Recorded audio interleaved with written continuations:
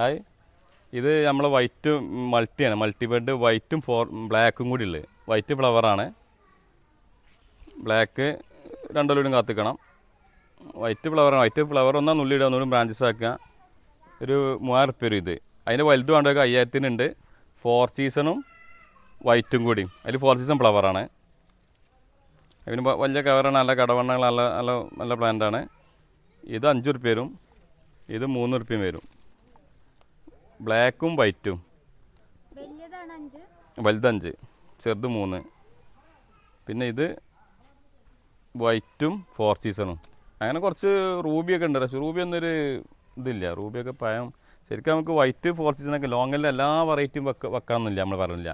നമ്മൾ വൈറ്റും ബ്ലാക്കും, പിന്നെ അതേമാതിരി ഒരു 4 സീസൺ അല്ലെങ്കിൽ എഡോ സ്റ്റാർ, ഡയമണ്ട് വർ എന്ന് വെച്ചാൽ 4 കൊല്ലം. എഡോ സ്റ്റാർ ആകുമ്പോൾ 2 കൊല്ലം കൊണ്ട് കായ്ക്കും. എഡോ സ്റ്റാർ 2 പ്രാവശ്യം സീസണിൽ 2 പ്രാവശ്യം